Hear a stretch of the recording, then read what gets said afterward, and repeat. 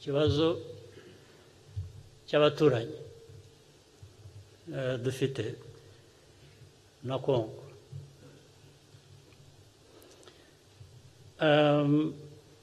Ntabwo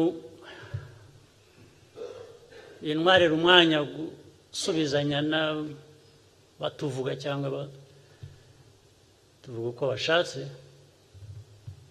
ariko nagira ngo mbonereho uyu mwanya ngire ibyo mvuga bibasubiza, bibwira abantu abo ari bo bose bagifitemo uruhare muri iki kibazo.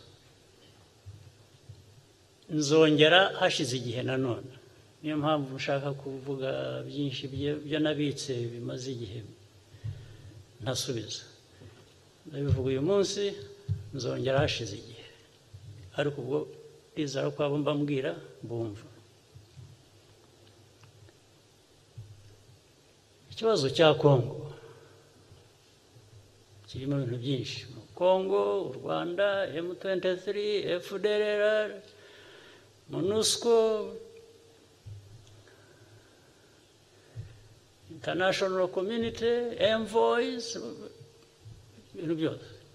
Turi benshi bakwiye kuba bafite ibyo dukora, ariko uko mvuza twese uko mbivuze uko byari bikwiye.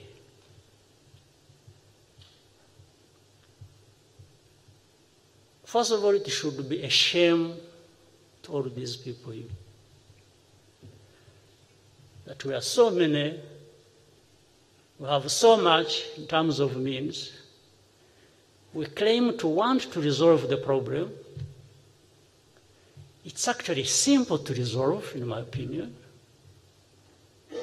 but it never gets resolved for decades. And of Congolese problems, the problems of DRC, before that Zaire, and so on and so forth,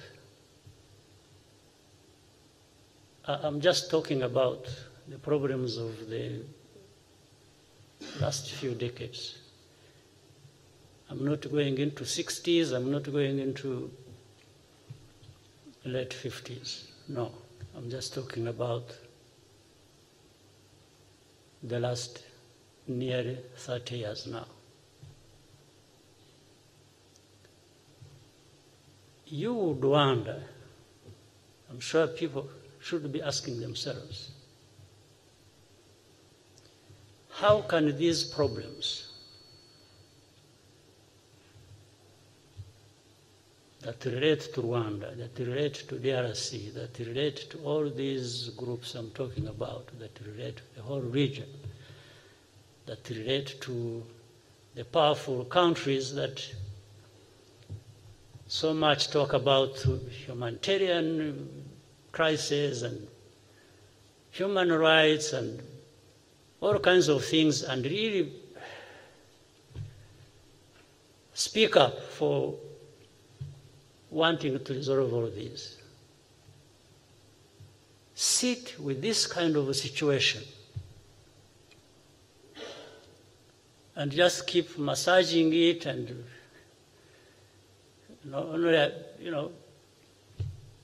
blaming everybody else except them for these problems. And it's unfortunate that while I'm saying I've given a short list of parties concerned, countries and so on, but it has become so convenient for long that all problems are put on the shoulders heavily on the shoulders of Rwanda. Rwanda is always the culprit in all this. It's not FDLR, it's not the government of Congo that should be responsible for its problems and people. It's not the UN, It's not the powerful countries, mainly America, UK, France, etc. No, it's Rwanda. It's Rwanda all the time. And it's M23 because of Rwanda. So it still comes back to Rwanda.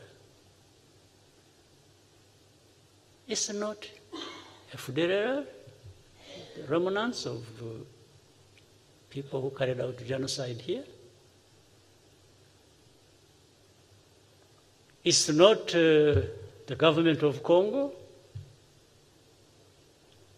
for many reasons. Reasons being, I started by saying here that we don't have means. Well, but we have ways. Don't have means, but we have ways.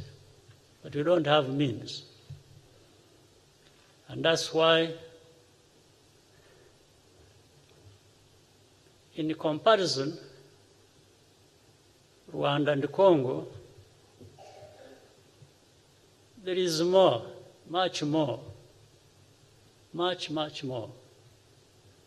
Congo offers to these people than Rwanda. So naturally,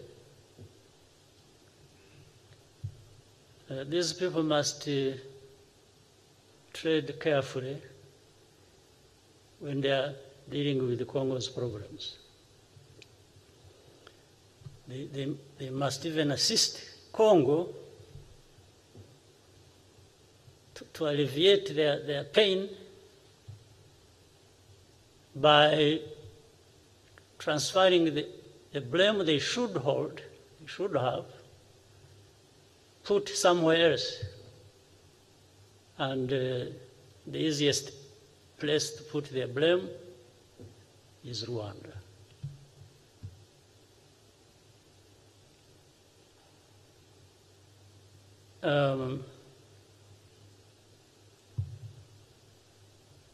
You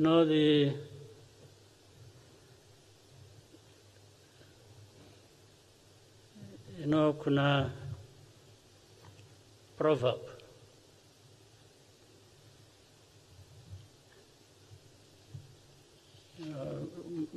Hapa mnajua Kiswahili? Mnaelewa?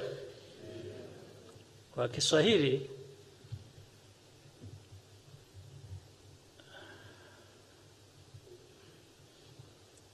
shamba ya ndizi, mnaelewa? Kuna migomba.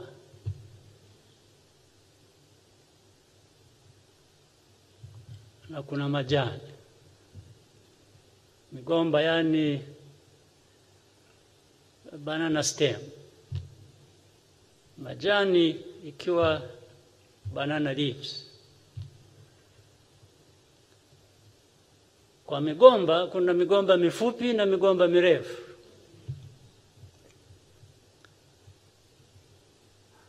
Kwa sababu Waafrika wanatumia sana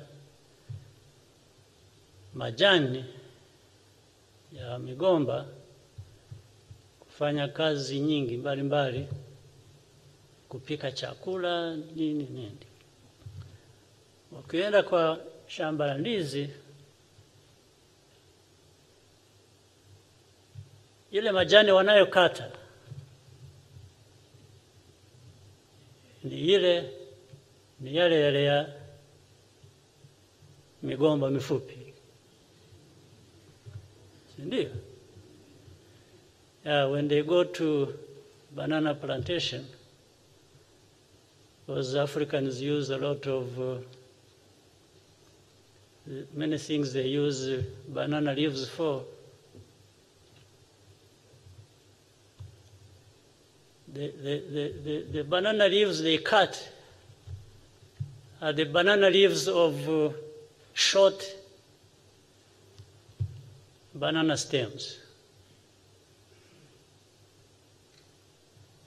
ile mrefu sana wanaacha. Sasa hao watu wanafikiria sisi ni migomba mifupi.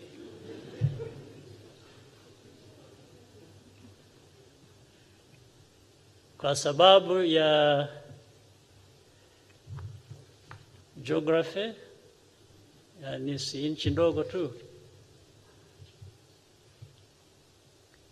au resources, minerals, vitu vingine, wale wana vingi sana, sisi hatuna. So they would rather go for the short, lakini bwana wanajidanganya kweli.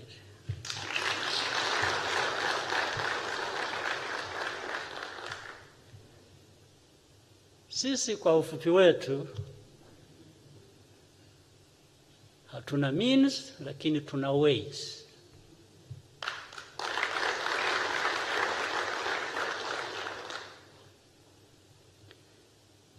Na tuko imara, hujajua, hujui, huwezi kuelewa imara tulivyo.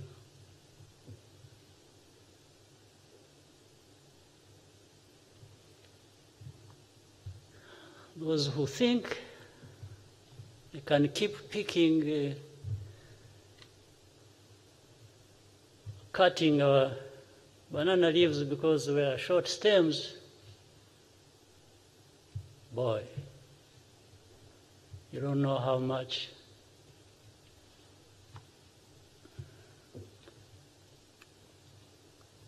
you have deceived yourselves.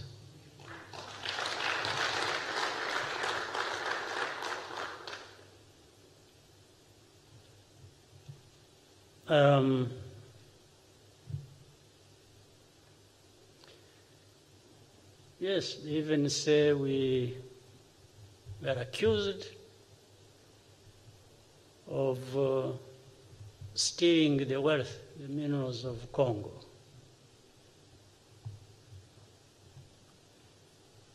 One thing we are not, and that's what makes us what I've just said. We are not thieves.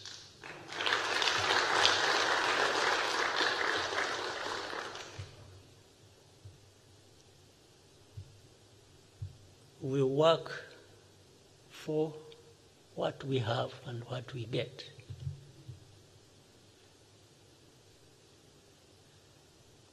In fact, we are where we are, I think, some decent progress, but not really too much. We still have to do a lot. By the way, also on account of the support we get from these people who accuse us or who accept that we actually do that, meaning these powerful countries.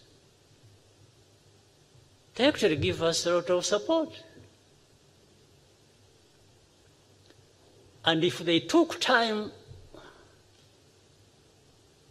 to scrutinize, because they support other countries as well, including the Congo that we are accused so much for what's happening there. They will not find a place where we give value for their money than Rwanda. They will not. I can bet on this.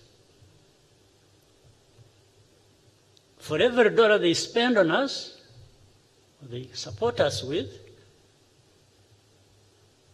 we will show more for it than anybody they give their money.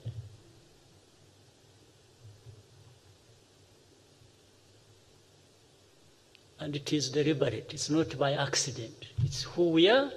It's who we want to be. And nobody will take it away from us.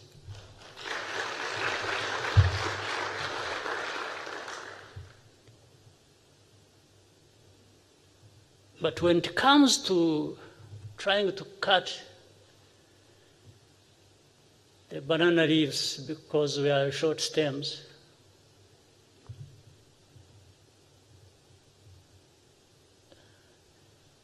They can, or they will discover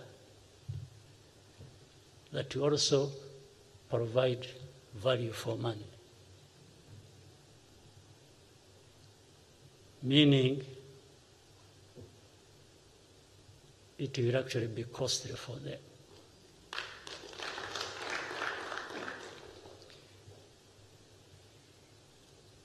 Now, let me add to that.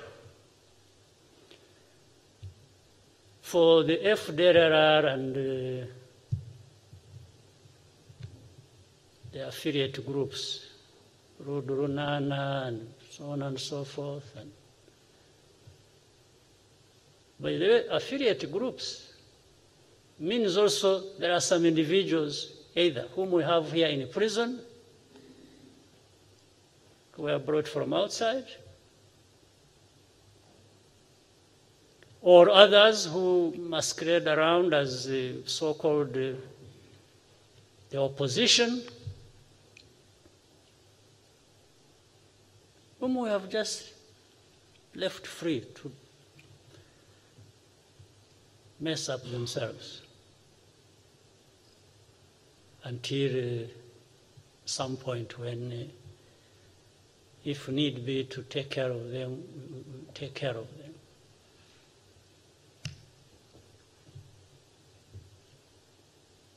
But why do you think this program, for example, of FDLR, has been there for the last nearly 30 years? Why? Because you think it's too complicated a problem to resolve?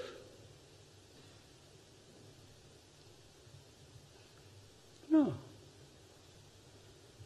I'm beginning to believe something I never believed. That I suspected, but I had no proof and I don't want to believe it. But it's so many years that if you can't find another explanation, then you have to believe it. You can't but not believe that actually somebody, somewhere, wishes this problem to be there forever. Around it, so many things are played. One, it is maybe to check these stubborn troublemakers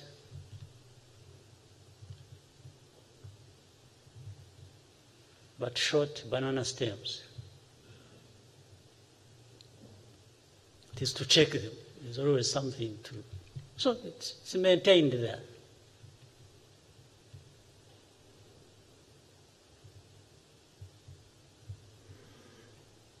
And then it spins around for the crimes associated with these people of our history, of our tragedy in Rwanda in 1994, the history before that.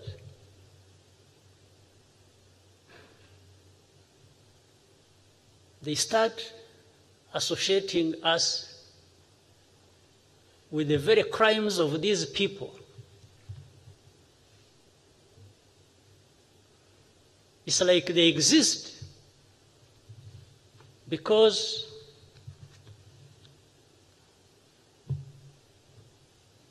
we are doing something wrong. In actual fact, maybe we share in the crime. We share in the crime they committed. So in other words, for the perpetrators and victims of tragic history, we are actually the same. There is no difference. Isn't it the whole narrative since 1994? How we in this country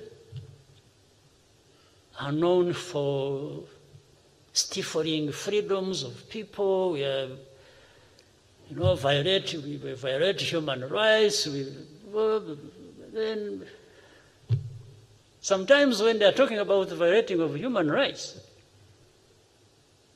they point to the people who are here, whom they have labeled opposition leaders, who are associated with this history, that we are violating their rights. Can you imagine? The very people who are associated with genocide, who are here, some of them, many of them outside there, whom they have even sometimes refused to try for their crimes because they can't return them to Rwanda because Rwanda's justice and human rights, and if they return them to Rwanda, they will be denied their justice, their freedom, their human rights. And then we respond to these people and say, okay, if you can't give them to us, here is the evidence. You try them in your courts because you are better than us. And they still don't do that. So what does that mean? What would that mean for anybody who wants to think? And you don't want me to try them for reasons you are giving, that whether false or true. But then how about you? How about you trying them? What's wrong with you? You mean you're questioning your own justice system as well?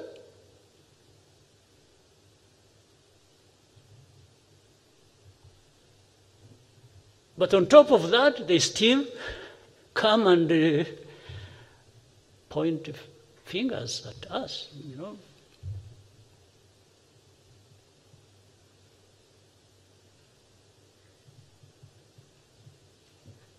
But sometimes there is poetic justice that goes on. Some of these people who refuse to send these people back to us, and we have been begging and showing them all the crimes, and they have refused, and in some cases, these people have gone ahead and committed crimes where these people, are holding them in their countries. And then prompted by that, they quickly now send them to us. Because there is a case where somebody was being accused and, we were asking how these people, then this killed somebody else in one of these countries outside who had refused to surrender that person to us. Kills the person, then I think another case raped somebody, and then prompted by that, they start processing to send these people to us. So the first crime of the genocide they carried out here was not bad enough, but they are reminded by somebody violating the rights of one of their citizens.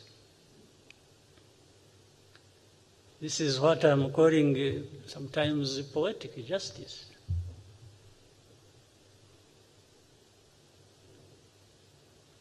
So,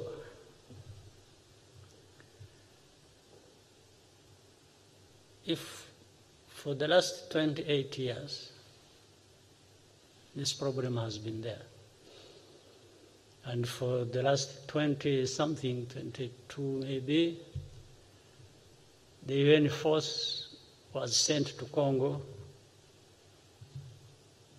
to deal with this situation. On top of the list being to deal with FDLR and these other genocide groups. And there is not a single day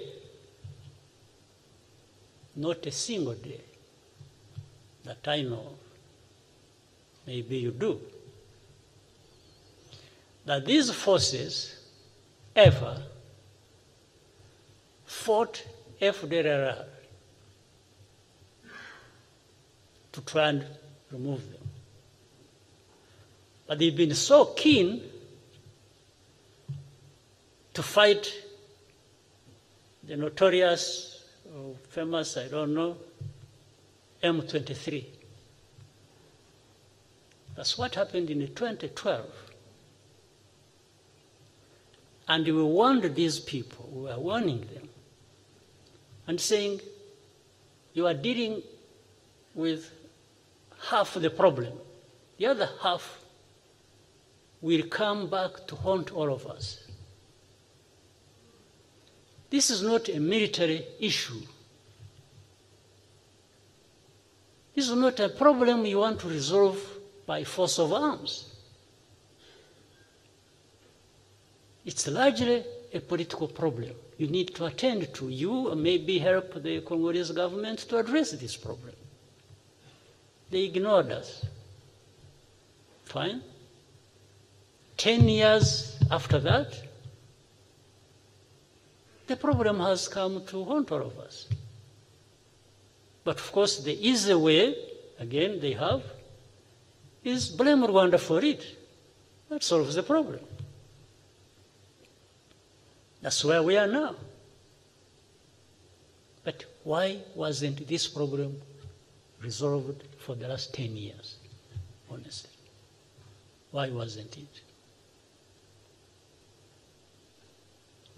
Those M23, those who fled and came to Rwanda, we put them, we cantoned them in a camp in the former in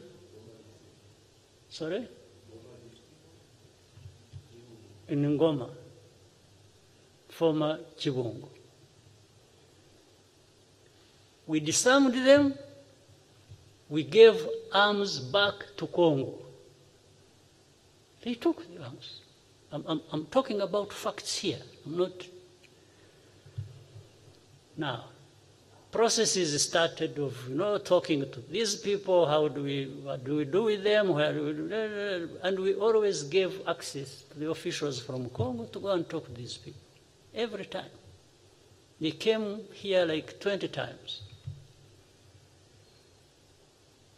The last I heard of was when they said they wanted the representatives of these people and others. The majority of them went to Uganda. There was a bigger group. And they said they wanted to talk to them, to their representatives, those groups here and those groups in Uganda. They took them to Congo, to Kinshasa actually, supposedly to talk to them and resolve their problems. These people they took spent months in a hotel where they put them. And for those months, not a single government official visited them or came to talk to them. Until they decided to, I don't know whether to escape or do what, and left.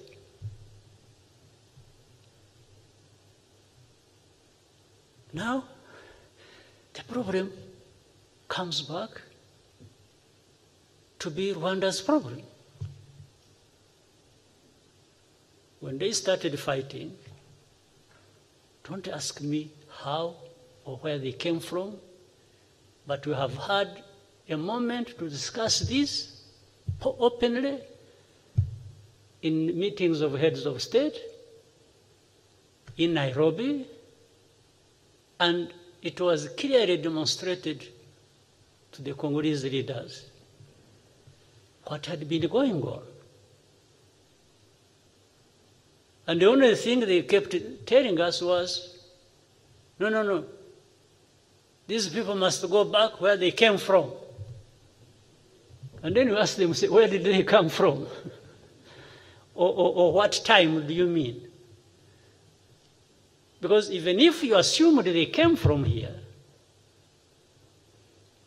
where did they come from when they came here? And I asked one simple question in the meeting. I said, we would be wasting our time if we do not answer this question and we continue discussing this issue. I said, one simple question. Are these people we are dealing with or having to deal with Congolese?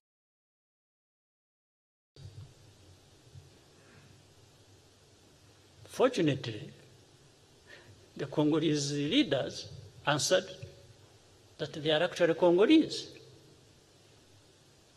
Then I said, okay, now we can have a conversation. Because my impression at first was that you were saying that these are Rwandese because they speak Kinyarwanda. Because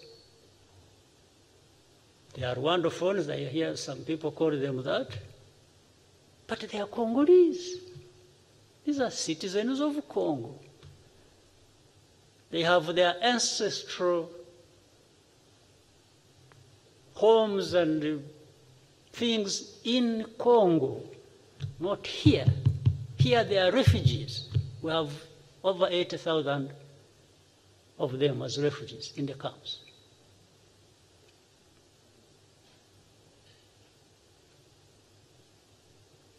So, how do we deal with this issue? How does this issue become Rwanda's issue? Just being associated for convenience? And I can see those translators, I think some people have, I wanted them to hear this. I can see some people having problems of these headphones. Can you please sort out that problem?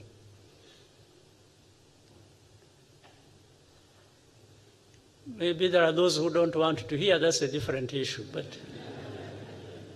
But I want those who want to hear to be able to listen to me, to be able to do so sort out their problems, please.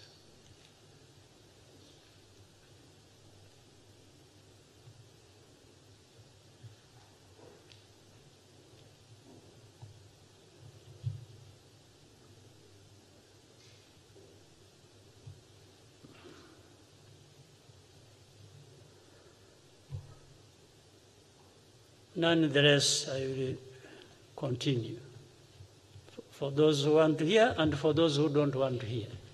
That's what we always do.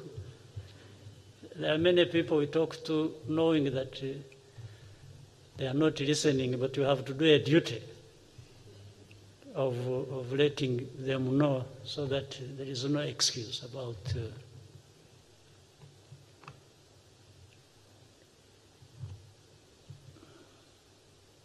So, this problem, in my view, is not too difficult to address, but you have to do the right thing. I want to remind people that they have to think about how to address the FDR problem.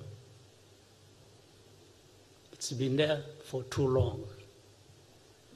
Forget about stories being created around it. They say, no, they are no longer there. They came to Rwanda and then we sent them back. And yeah, but on record also of the UN, there are those who have been repatriated over time and we receive them and reintegrate them. That's why there is that center Is it in Motobo?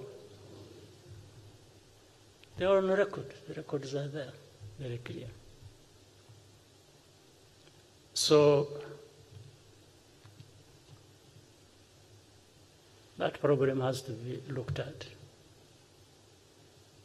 The other problem is the so-called M23 or other groups. By the way, there are over 100 groups, rebel groups.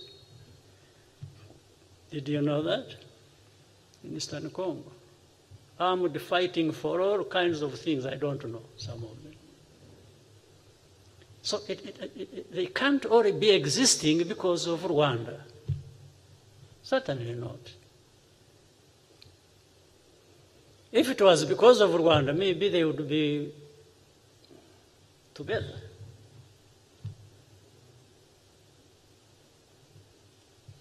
So that problem needs to be addressed in their right context, and those problems are Congolese problems, they are not Rwanda's problems. But we can help because we are interested in a stable neighbor.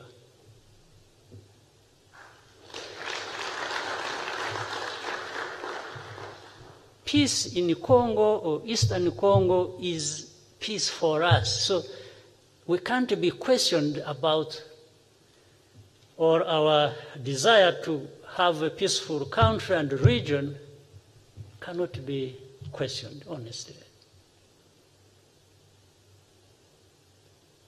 We can't.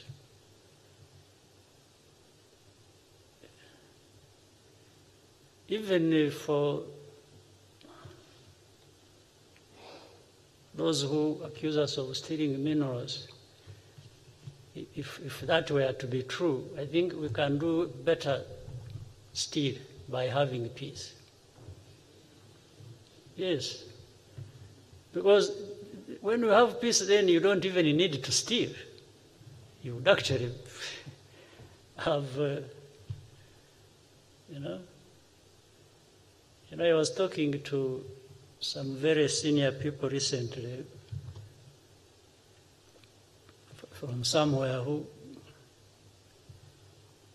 are saying, the Congolese are saying we steal their colta, we steal their gold. And then I asked them one question. There was many leaders. I said, there is something I know. Some people come from Congo, whether they smuggle or go through the right channels, they bring minerals, but most of it goes through here, does not stay here. It goes to Dubai, goes to Brussels, goes to Tel Aviv, goes to Russia. It used to go to Russia. I don't know whether it still goes there. It goes everywhere. So I was asking them, I said, are you on the list of those who are stealing minerals of Congo? Because these things, they end up with you. For us, we are now, they go through our country. But they are accusing us of stealing Congo's minerals. How about the destination? Why don't you talk about it? And if we actually deployed everything, every effort, and stopped this thing flowing, the accusation would be even worse. Yeah, they would be seeing no more gold coming through here, going to them, then they say, these people, they are causing problems. So what are we supposed to do, honestly? And then there is this famous thing that has,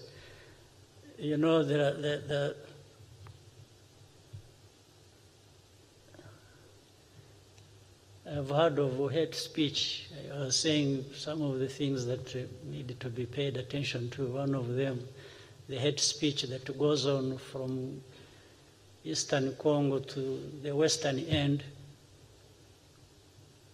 And then recently some very powerful people who have some good ideas of how to resolve the problem started saying hate speech must be stopped on both sides. Does anyone understand what that means? Well, for me, I don't know which both sides. So there is hate speech in Congo and there is hate speech in Rwanda. This is what they are trying to say. Has it been going on? Have you been involved in hate speech, you people?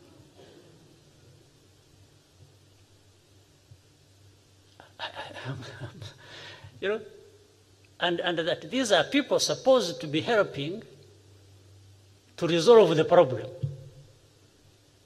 So they must give part of the blame to Congo,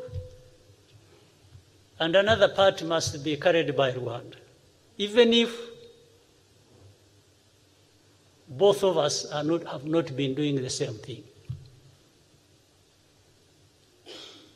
So I'm saying it is simple to resolve because all it needs is just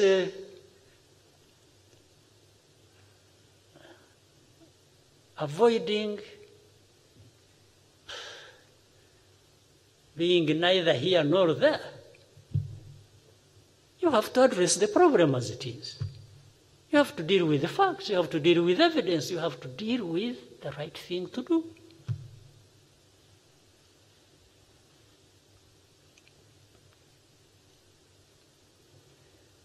As for how our name will keep coming up, which I can't, not because we have solicited or created or in any way, shape or form, war to happen. We never ask for war at all. We don't create grounds for conflict, not at all. We are interested in rebuilding and building and building until we are where we want to be.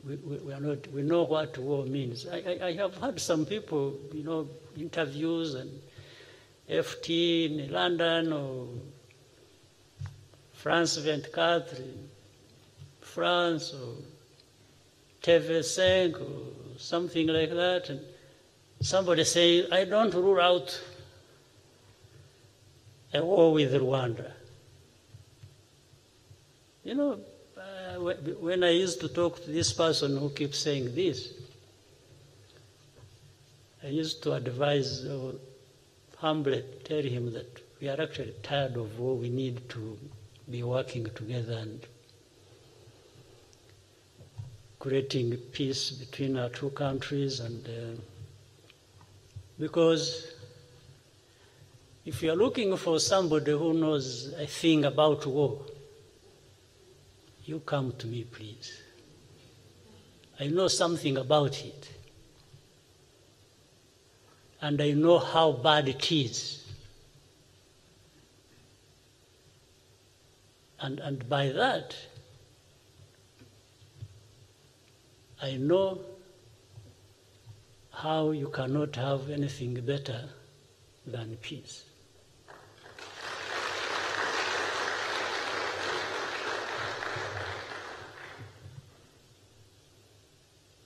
So this problem can be resolved. If one country headed for elections next year is not trying to create grounds for an emergency so that elections don't take place. Well, not that not that he won the first elections, as we know. So if he's trying to find another way of having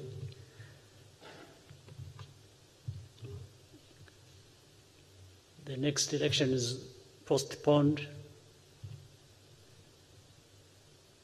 then I would rather he use the other excuses, not us, because I don't think I think we have really a lot of problems of our own. We don't need to add other people's problems. But what is surprising is that you will help me to try and to understand that. I don't know how it comes that everybody, the opposition, I think putting the blame on Rwanda, which the whole world seems buys them votes. Why should having problems with Rwanda and votes for people? I see politics heating up in DRC, and everyone who has something to say, whether it is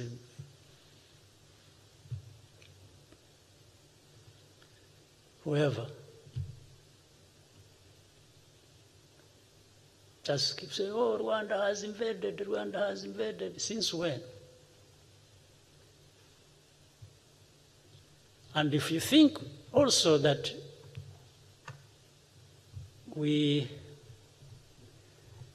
have, or that we are there, even if I were to believe it, I would still proceed with asking myself a question. I say, why? Why would Rwanda be in Congo? Maybe you would find an answer. Because there is a possibility that can take us there. That means, dear, that's what you are saying. For example, let me say like this last time when, you remember in 2019 when FDLR invaded and attacked Kinigi and nearly shut down that place where tourists go. And by the way, we started seeing some messages, don't go to the northern part of Rwanda, there is insecurity from all over the world. Maybe this is what some people actually want. So we cleaned up that mess, and then this year, first half and mid, you remember what went on, the bombings that took place, being fired from across with heavy artillery into that place. And then, so that is a very attractive for us to actually cross the border. There's no doubt about it. I've been, we asked DRC several times. I asked the president to allow us to work with their people to actually deal with the FDLR. And they refused. So I kept asking why they would refuse. I told them, just be with us, we will do the work of dealing with them. Little did I know they wanted to preserve them.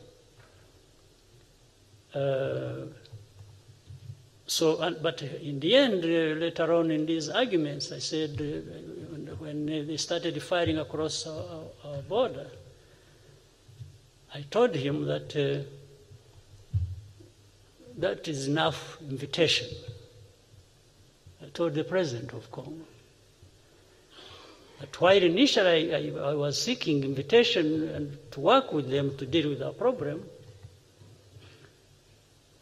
actually firing artillery across the border into our territory is sufficient invitation.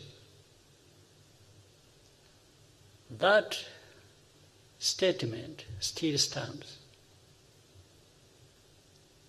If there is ever, and we have been keeping quiet about some things, violations, and again, when you see the statements everywhere saying,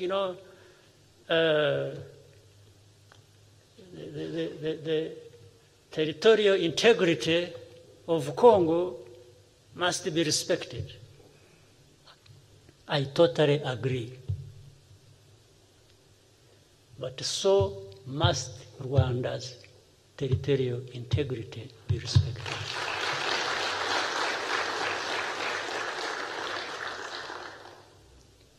And respecting territorial integrity is not just by a soldier putting foot on the ground on that territory. It's what you send to the other territory as well, even standing on your own. If you fired artillery shells across the border into Rwanda while you are in Congo, you have violated the territorial integrity of Rwanda. That's the interpretation. I don't know of any other interpretation. So, I gave you more than you wanted or expected, but I thought I needed to really do this.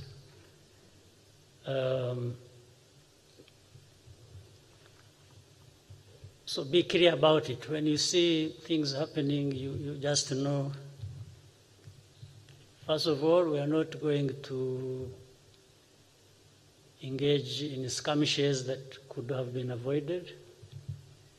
We are not going to violate anybody's sovereignty or territorial integrity. Will be respected, but we so much demand that that happens in our case as well. And so people can, along the border, can go to bed at night knowing they have security for them to sleep all night.